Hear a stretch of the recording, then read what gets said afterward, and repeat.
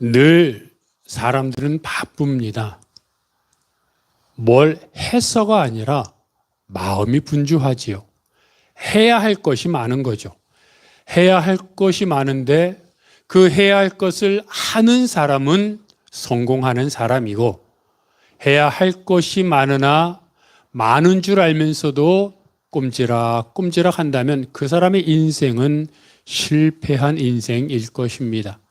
그런데 그렇게 분주하고 마음이 분산되어 있다가도 뉴스를 통해 또 이런저런 소식을 통해 가끔씩 들려오는 세상의 이런저런 모습을 보면 참 암울하기만 합니다. 세계 경제가 엉망진창입니다. 강대국인 미국이 한번 이리저리 손짓하면 그 그것에 의해서 우리같이 약한 나라는 완전히 휘둘리고 휘청거립니다. 지금도 여기저기서 우크라이나와 러시아 간의 전쟁이 있는데 얼마나 많은 사람이 죽었습니까? 이스라엘이 가자 지구를 공격해서 많은 경우에 어린이와 여자와 노인과 그 많은 사람들이 목숨을 잃었습니다. 그것뿐입니까? 얼마 전에 우리나라에서 있었던 산불로 인해 많은 사람들이 집을 잃고 지금 임시 거처에 머물고 있다고 하는데, 아마도 그들이 집으로 돌아가려면 1년 이상 있어야 할 겁니다. 우리가 알지 않습니까?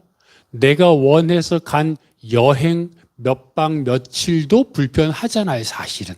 그러나 내가 여행을 위해서 떠난 것이기에 불편을 감수하는 것이고, 하지만 산불로 인해, 재해로 인해, 전쟁으로 인해 사랑하는 가족이 죽고 다치고 치료할 병원도 없고 장례할 화장터도 없고, 그런데 몸은 이리저리 떠돌아다닌다면, 아니 그런 일이 만에 하나 나에게 일어났다면, 여러분, 우리가 지금 뭐 경치가 좋으니 날씨가 좋으니 이런 뭐 대통령 선거니 이런 것을 따질 겨를이 있습니까? 내가 죽어가는데 선거가 무슨 소용이며, 내가 죽어가는데 무슨 경치 이런 이야기를 할 수 있겠습니까? 이런 이야기를 할 수 있다는 것이 사실은 복입니다. 은혜입니다. 아무런 일이 없어 어쩌면 따분할 수 있고 심심할 수 있으나 그 따분함과 심심함이 은혜고 행복이라는 겁니다. 어떤 분한테 자녀들에게서 자주 연락이 오냐고 했더니 요즘은 좀 뜸하다고 합니다. 그래서 좀 서운하다고 합니다. 근데 그 서운한 게 행복이지요. 무슨 일 있어 보십시오. 재빨리 전화 와서 쫓아가야 되고 걱정하고, 차라리 연락 안 하더라도 아무 일 없는 게 좋은 겁니다. 전쟁 중에 죽어가는 사람들을 보면 그들이 피투성이 아니겠습니까? 만신창이 되어서 어쩔 수 없는, 또 식량의 보급로를 차단해서 먹을 것조차 제대로 먹지 못하는 그들을 보면 참 산다는 것이 무엇이며 그들이 부르짖지 않겠습니까? 신이 어디 있습니까? 라고 부르짖지 않겠습니까? 그들뿐만 아니라 우리가 사는 인생 또한 마치 피투성이와 같은 인생일 때가 많습니다. 그런데 그러한 우리들을 향하여 하나님은 희망의 말씀을 해주시는데, 성경 전체가 희망의 말씀이지만 오늘 본문 또한 우리들에게 희망을 가지라고 말합니다. 그렇게 말하는 이유들을 하나씩 살펴보는데, 첫 번째로 피투성이가 무엇인가 하는 겁니다. 어떤 사람이 피투성이가 되어 쓰러져 있습니다. 온몸에 멍투성이고 미동도 하지 않는 것을 보니 마치 죽은 것 같은데, 잘 살펴보면 꼼지락하고 움직이는 것을 보면 죽지는 않았습니다. 그런데 그 옆에 사람들이 지나가는데 어떤 사람은 무서워 도망치듯 뒷걸음질 치고, 어떤 사람은 쳐다보고도 신경 쓰지 않고 지나가고, 무수한 사람이 지나가는데, 그래서 쓰러진 피투성이인 그 사람은 할 수 있는 한 손가락이라도 조금씩 움직여 살려달라고 말하는데, 지나가는 사람들은 전혀 신경 쓰지 않는 그 상황. 그런데 그 쓰러져 있는 그 사람의 얼굴을 자세히 클로즈업해서 자세히 쳐다보니 어디서 많이 본 듯한 얼굴입니다. 바로 내 모습입니다.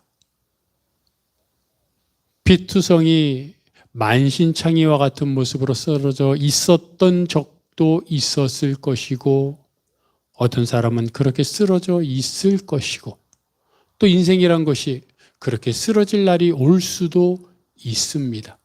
근데 하나같이 누군가 나를 도와줬으면 좋겠고 나를 일으켜 세워줬으면 좋겠는데, 지나가는 사람들 또는 도와줄 법한 사람들은 전혀 신경 쓰지 않고 지나가는 그 인생, 그것이 바로 우리가 살고 있는 세상이라는 겁니다.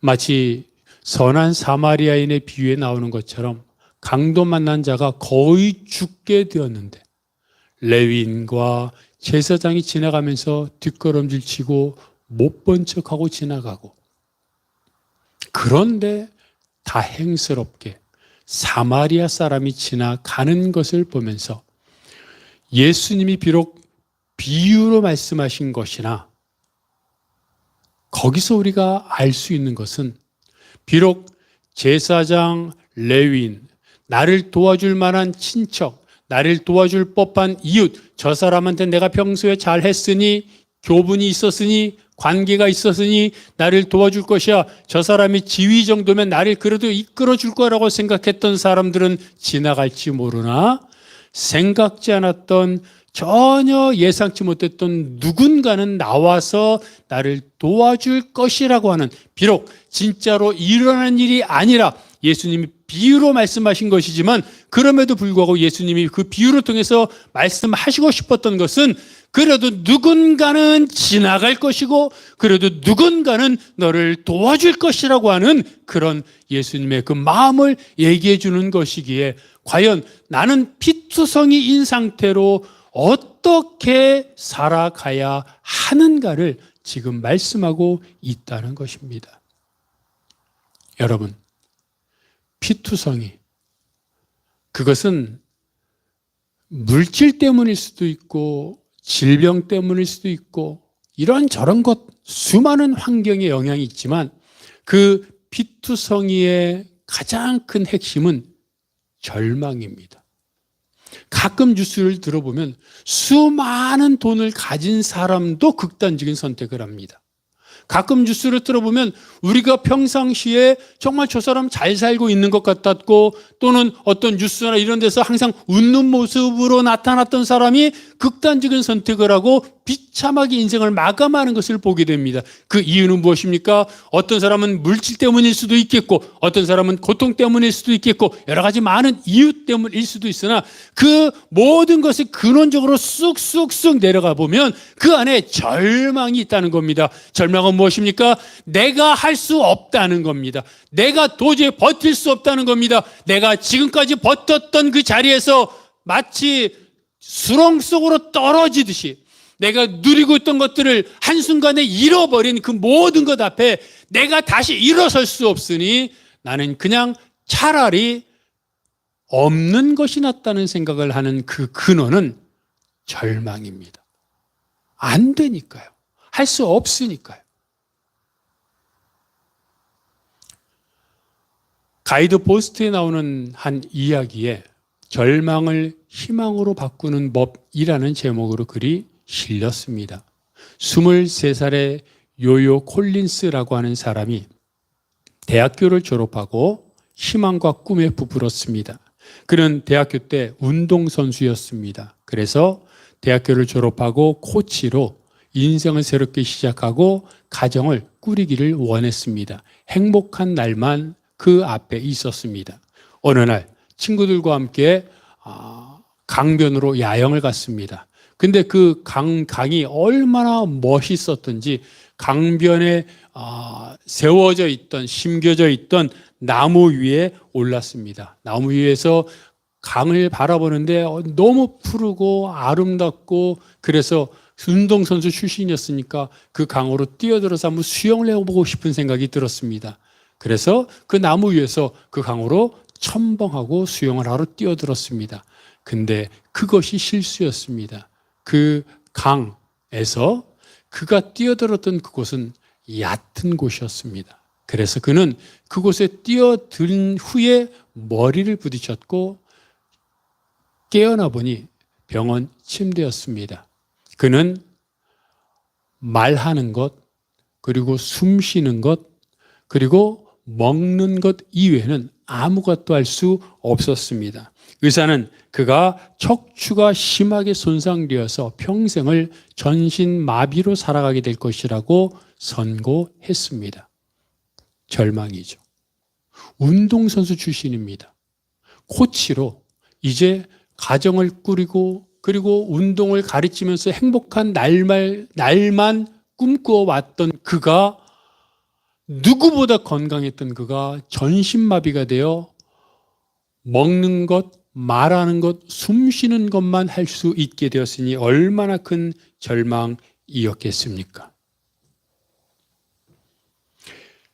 에덴 동산에서 아담과 하와가 선악과를 따먹고 나서 제일 먼저 한 일은 자기들이 벗었다는 사실을 알고 무화과 나무 잎을 엮어 치마를 만든 것이었습니다.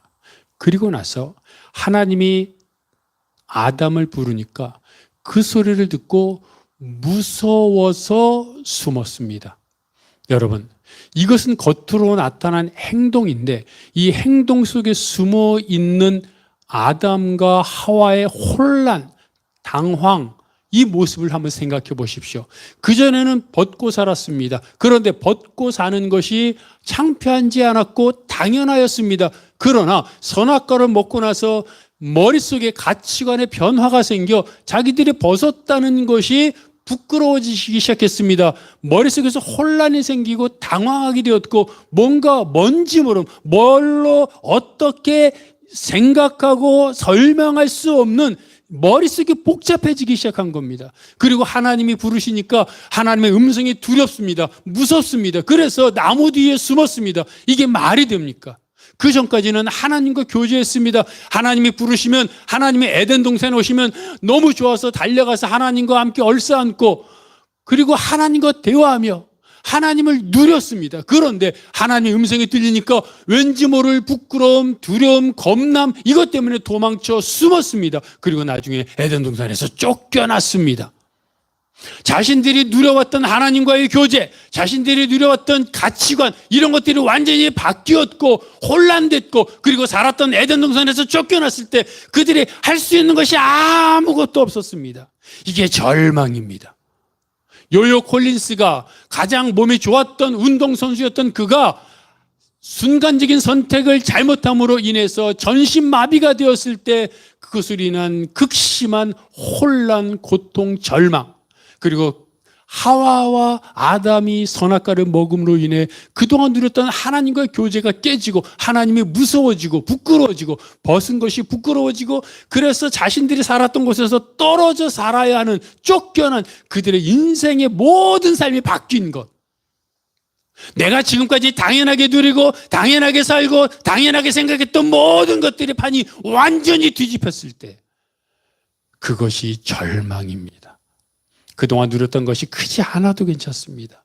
조그만 것이어도, 고만고만하게 어렵고 힘들었어도 그것조차 쫓겨나고 그것조차 없어지고 아무것도 없는 빈털터리가 되고 전신마비가 된 것, 이게 피투성입니다.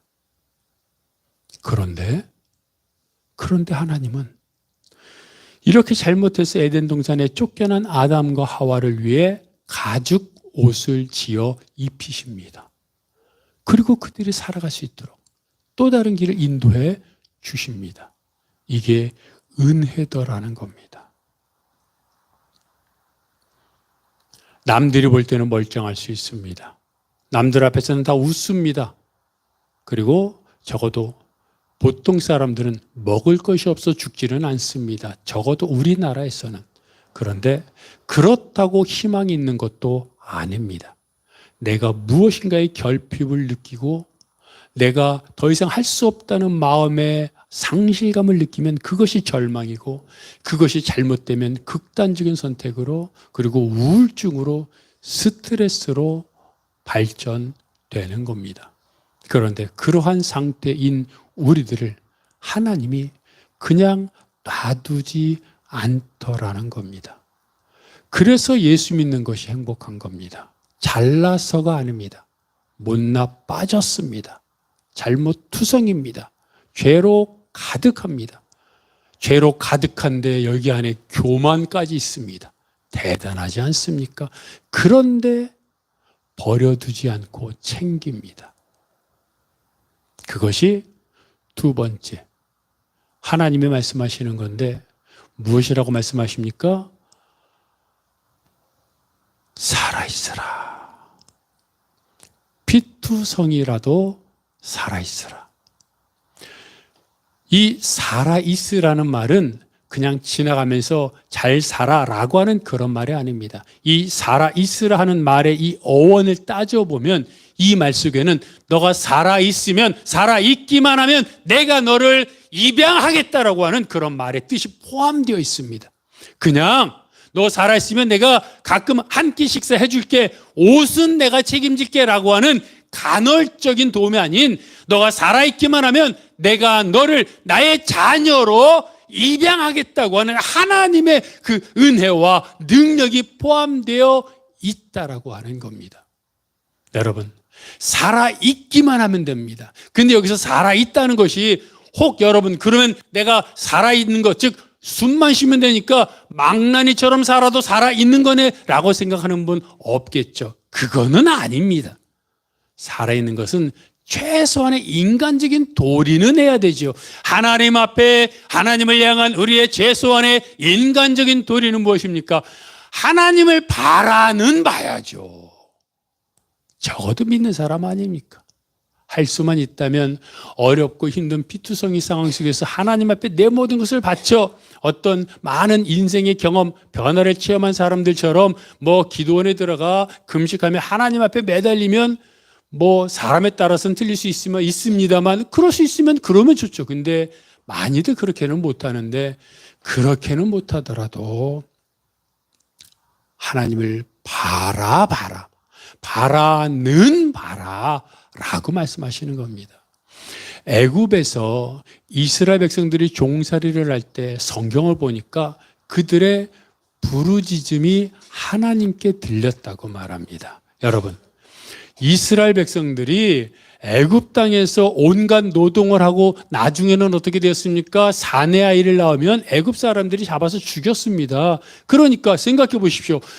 고된 노동을 합니다. 그렇다고 지금처럼 최저임금을 받는 것도 아닙니다. 최저 근로시간이 보장된 것도 아니잖아요. 하루 종일 일하고 겨우 먹고 살만한 입에 풀칠할 만큼만 받는 겁니다.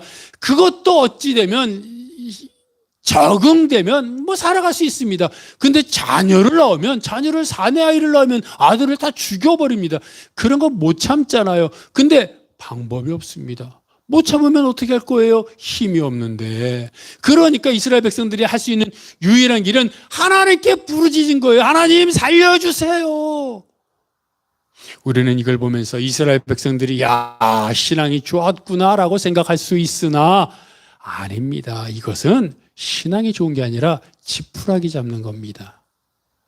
이스라엘 백성들이, 야곱의 자손들이 애굽으로 왔잖아요. 그리고 그 이후로 애굽에서 살았습니다. 그리고 야곱이 경험했던 하나님, 이런 하나님에 대해서 계속 들었을 겁니다. 그렇다고 그들이 하나님을 경험하지 못했습니다. 하나님의 역사가 나타났다고 하는 기록이 없잖아요. 하나님에 대한 얘기는 들었습니다. 그런데 현실은 각박합니다. 그럼 뭐 하는 거예요? 본능적으로 어렸을 때부터 들었던 하나님에 대한 얘기가 있으니까 부르짖을 건 아니 할 수 있는 거라곤 하나님 앞에 부르짖는 것밖에 없어요. 그게 신앙이 좋아서가 아니라 본능적인 발로입니다. 내가 할 수 있는 게 없으니까 이거라도 해야 돼서 하나님께 부르짖은 것이지 그게 신앙이 좋아서 믿음이 충만해서 주여 하고 외쳤던 것이 아니라 하나님 살아있다면 좀 나 좀 도와주세요 라고 하는 겁니다. 탕자 비유에 나오는 탕자가 큰 흉년을 맞이했을 때 누굴 생각합니까? 아버지를 생각하잖아요. 그러면서 그는 한 가지 둘 중에 하나를 선택해야 됐습니다. 그 먼 이국 땅에서 흉년으로 인해 굶어 죽느냐 아니면 아버지께로 돌아가느냐. 그리고 아버지를 찾아가기로 결정합니다. 그 다행이죠. 근데 여러분 잘 생각해 보세요. 둘째 아들이 아버지를 찾아간 게 믿음이 좋아서입니까? 내가 찾아가면 아버지가 나를 아들이라고 반가워해 줄 거야. 살진 송아지를 잡고 신발에 신을 신기고 좋은 옷을 입히고 나를 환대해 줄 거야 라고 하는 믿음이 충만한, 내가 죄를 지어서 미안해, 정말로 죽을 죄를 지었지만 그래도 내가 아들이니까 나를 환대해 주실 거야 라는 그런 마음으로 갔습니까? 아니잖아요. 아들이 뭐라 그래요? 내가 아버지와 하늘에 큰 죄를 지었습니다. 내가 아들이라고 할 수 없으니 종으로 써주십시오. 종으로라도 받아주면 좋겠다고 하는 마음이었지, 나를 아들로 환대해 줄 것이라는 마음은 눈꼽만큼도 없었습니다. 무슨 말이냐면 믿음이 좋은 게 아니라는 거예요. 단지 아버지를 떠날 때 아들로서 누렸던 행복, 아버지와 함께 살았던 행복, 평탄, 그리고 그 형통함을 경험했으니까 아버지 집에 가면, 그래서 아버지가 종으로라도 받아주면 죽지는 않을 거야. 그러니 받아줄까? 받아줬으면 좋겠는데 설마 받아주겠지? 안 받아줄까라는 그런 고민들을 하면서 그래도 믿을 만한 건 왜요? 없잖아요. 이 땅에서 죽으니까 아버지한테 갈 수 있는 방법밖에 없으니까 그래서 간 거예요. 믿음이 좋아서가 아닙니다. 근데 믿음이 좋아서 간 것은 아니었지만 그래도 그게 잘한 거라는 거예요. 애굽 사람들이 하나님을 향하여 나를 살려주십시오라고 외쳤던 게 주여 내가 금식하면 이런 것이 아니라 하나님 살아계시다고 들었는데 내가 왜 이렇게 삽니까? 살아계시다면 좀 살려주세요. 원망과 투정과 반항과 이런 게 섞인 그런 말이었던 것이지만, 이스라엘 백성들이 부르짖은 것이나 탕자가 하나님 아버지 앞으로 돌아간 것이나 믿음이라고는 눈 씻어볼 수도 없을 만큼 조금, 눈꼽만큼도 안 됐지만 그래도 그걸 갖고 하나님께 부르짖었고 그걸 갖고 아버지에게 갔더니 환대하더라. 여러분, 이게 은혜 아닙니까? 우리가 믿는 하나님은 이런 하나님입니다. 그러니 피투성입니까? 남들이 보이는 눈으로는 내 피투성이 모습이 안 보일지라도 내 마음이 멍이 들고 엉망진창이어서 정말 힘들다라는 생각이 들 때, 야, 이게 피투성이가 아니면 뭐가 피투성이야? 라는 생각이 들 때, 그 피투성이 고개도 들기 힘들 때, 고개도 길리기도 힘들면 눈동자는 움직일 수 있잖아요. 눈동자라도 하나님을 향하여 돌리는, 그리고 주님 계시다는 거 아는데, 내가 잘못한 것도 많은 거 아는데 나 좀 살려주세요. 그리고 하나님 앞에 나아가는 여러분이 되시기를 바랍니다. 세 번째로 하나님은 이렇게 말합니다. 내가 지나갈 때에 보고.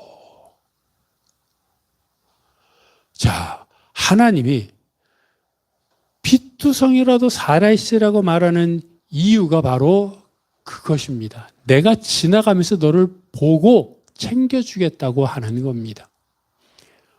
요한복음 4장에 나오는 사마리아 여인, 예수님이 찾아왔잖아요. 여인이 예수님을 찾아왔습니까? 예수님이 여인을 찾아왔습니까? 예수님이 여인을 찾아왔잖아요. 근데 어떻게 여인을 알고 찾아왔을까? 우리는 전혀 모르잖아요. 근데 혹시 이런 것은 아니었을까라고 추측할 수 있는 게, 여인이 예수님과 얘기하다가 갑자기 주제를 바꿔서 예배 드리는 것으로 주제를 전환합니다. 어디서 예배 드려야 진짜 하나님이 예배를 받으십니까? 하는 겁니다. 어떤 학자들은 예수님이 여인에게 너는 5명의 남편이 있었으나 지금 있는 사람은 남편이 아니다 라고 말하니까 부끄러워서, 그 얘기하면 창피하니까 그 얘기를 안 하려고 화제를 예배, 제사로 바꿨다 라고 말하기도 합니다. 그럴 수 있습니다. 그런데 여러분, 잘 생각해 보세요. 화제를 전환한다. 내가 지금 이 얘기가 창피하고 이 얘기가 부끄러워서 다른 이야기로 화제를 전환할 때, 갑자기 내 머릿속에 화제를 전환하려면 어떤 이야기로 화제를 전환합니까? 그래도 뭔가 평소에 생각했던 주제 중에 하나로 화제를 전환하잖아요.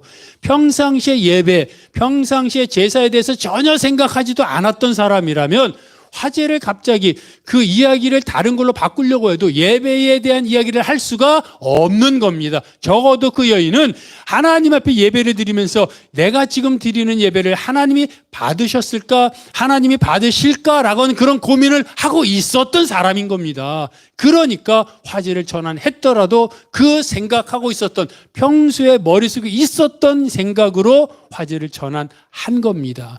그 여인은 하나님 앞에 예배 드리면서 무슨 예배 드렸겠어요? 하나님, 나 아시잖아요. 하나님, 나는 사람들 앞에 제대로 나서지도 못해요. 나는 지금 사는 게 아니에요. 하나님 살아 계시잖아요. 하나님 살아 계시다면서요. 나 좀 도와주세요. 아니, 이런 기도 하지 않았겠어요? 근데 그 기도가 얼마나 정성스럽고 지극한 기도요, 제사인 것인지 예배였는지는 몰라요. 근데 그렇게 예배드리는 그런 여인의 모습을 통해서 예수님이 찾아오셨을 거라는 거예요. 여인이 자신의 삶에 있는 그 어려움 속에서 그래도 하나님 앞에 예배드리면서, 하나님, 내 인생 이렇게 끝나고 싶지 않아요. 그러니 나를 도와주세요라고 하나님 앞에 예배를 드릴 때, 저는 그 예배가 하나님 앞에 상달되었고, 그래서 예수님이 여인을 찾아온 것이라고 생각합니다. 뭡니까? 우리는 지나가다가 보고라고 말하니까, 그러면 하나님이 지나갈 때 피투성이가 혹시 딴 곳에 화장실에 가 있으면 못 볼 수 있잖아, 이렇게 생각할 수 있잖아요. 근데 그게 아니라는 거예요. 제가 늘 여러분에게 말하잖아요. 바울이 2차 선교 중에 아덴에서 사람들에게 했던 말이 뭡니까? 우리는 하나님 안에서 존재하고, 우리는 하나님 안에서 살고, 우리는 하나님 안에서 움직입니다. 우리는 어디를 가도 하나님을 벗어날 수 없어요. 그러니 피투성이인 내 모습을 하나님은 늘 보고 계신 거예요. 그런 나의 모습을 하나님이 알고 계시기에, 하나님은 다 보고 계시면서 가장 적당한 때에 가장 좋은 방법으로 나타나셔서 만나 주시고 인도하신다는 거예요. 조금 전에 말했던 요요 콜린스, 모든 게 절망이었잖아요. 그래서 늘 절망하며 반항하며 고통 속에 병원에 있었어요. 그런데 어느 날 팔에 부착했던 특수 장치를 통해서 성경 말씀을 보게 됐어요. 근데 성경 말씀을 보다가 문득 로마서 8장 28절 말씀을 보고 주목이 되었는데, 우리가 알거니와 하나님을 사랑하는 자 곧 그 뜻대로 부르심을 입은 자들에게는 모든 것이 합력하여 선을 이루느니라. 모든 것이 합력하여. 영접하는 자는 뭐예요? 예수 믿는 사람 말하는 거예요. 예수 믿는 사람은, 그리스도인은 모든 것이 합력하여 선을 이룬다고 되어 있어요. 그러니까 콜린스가 생각했어요. 모든 것이 합력하여 선을 이룬다고? 내가 지금 전신마비인데? 내가 지금 내 몸을 생각해도 쓸모없는데? 이런 나도 합력하여 선을 이룰 수 있다고? 모든 것이 그런 뜻인가? 고민하면서 말씀을 읽다가 하나님의 은혜를 경험했습니다.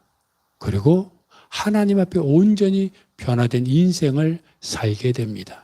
그는 복음성가 가수가 되었고 모든 곳을 모든 곳을 돌아다니면서 찬양 사역을 하며 복음을 전했습니다. 그는 절망을 희망으로 바꾸는 5가지 비결을 말하는데 첫 번째는 하나님과의 관계를 새롭게 하십시오. 두 번째는 하나님의 말씀으로 영혼을 회복하십시오. 세 번째는 부정적인 생각을 제거하십시오. 네 번째는 새로운 꿈을 찾아 키우십시오. 다섯 번째, 결실의 때를 기다리십시오. 라고 말합니다. 그런데 여러분, 이 5가지를 잘 읽어보면요. 마치 인간의 의지로 할 수 있는 것처럼 인간의 의지를 강조하는 것처럼 말해요. 그런데 첫 번째와 두 번째, 하나님과의 관계를 회복하고 말씀을 통해서 영혼을 회복하라는 거. 거기에 진짜 포인트가 있는 거예요. 말씀이 내 안에 들어오면 내 안이 말씀으로 채워지고 말씀으로 채워질수록 내 힘이 아니라 하나님의 힘으로 살아가는 거예요. 여러분, 그래서 계속 말씀을 읽어라 말하는 겁니다. 그래서 시편 1편에 말하는 것처럼 하나님의 말씀을 날마다, 매 시간, 분초마다 자꾸 생각하고 묵상하면 어떻게 됩니까? 내가 다른 사람과 함께 일할 때도 말씀이 떠오르는 거예요. 내가 다른 사람과 계약할 때도, 운전할 때도, 내가 어떤 중요한 결정을 할 때 물질을 선택할 것인가, 여러 가지 많은 선택 기준이 있잖아요. 근데 말씀을 묵상하는 사람은 그런 선택하는 중요한 순간에도 하나님의 말씀이 떠올라지는 거예요. 그러면 어떻게 됩니까? 하나님의 말씀을 기준으로 선택하는 거예요. 근데 그것이 당장은 손에 인 것처럼 보일 수 있어도 결국 하나님이 그의 모든 것을 하는 모든 일이 형통하도록 만들어 주시는 거예요. 내가 하는 게 아닙니다. 내가 하는 것이면 나보다 더 머리 좋은 사람, 흔히 말하는 나보다 더 잘 머리를 굴리고 이러는 사람한테 뒤지죠.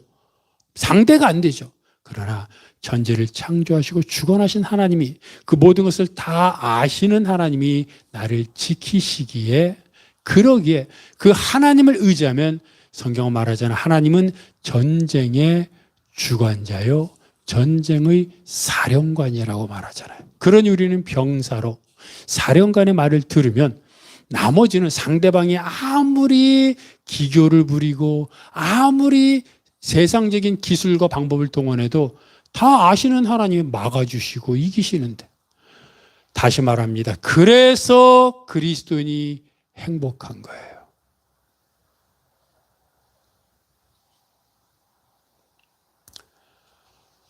하나님은 오늘도 우리들을 사랑하셔서 피투성이인 모습으로, 그 모습으로라도 살아있고, 살아있는 동안에 적어도 눈동자라도, 고개라도, 그리고 손가락으로라도 하나님을 바라보고 하나님을 주목하라고 말합니다.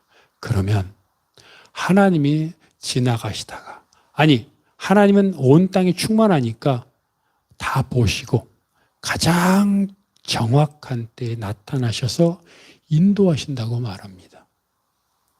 하나님이 하십니다. 또 명심할 것은 내가 하는 것 아닙니다.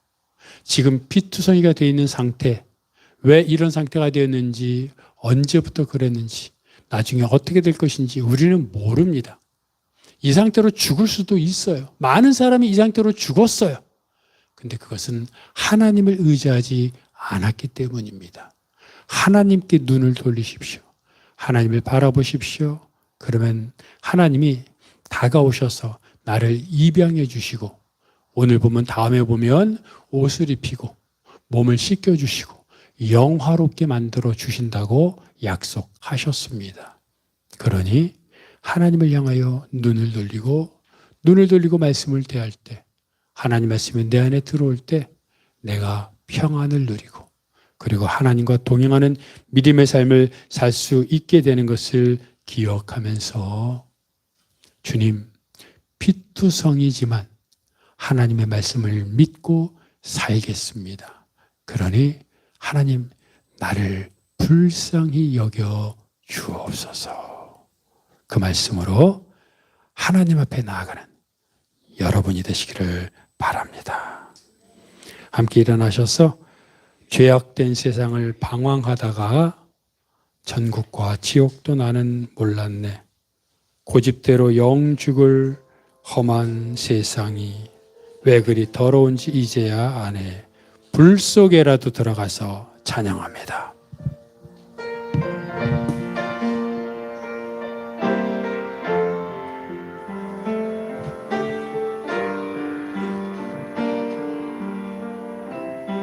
죄악된 세상을, 죄악된 세상을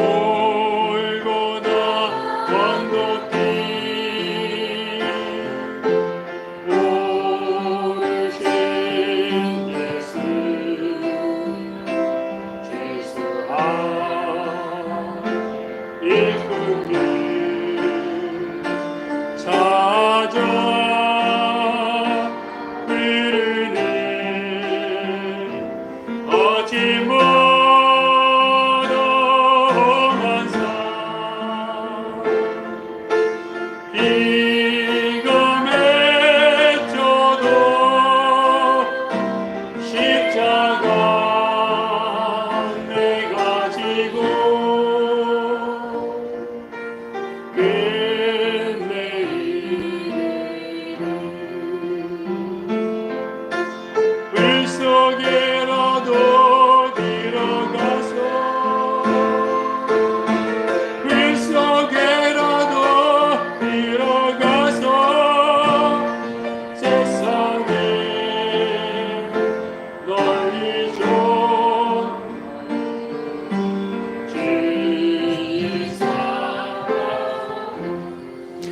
피투성이가 뭘 하겠습니까?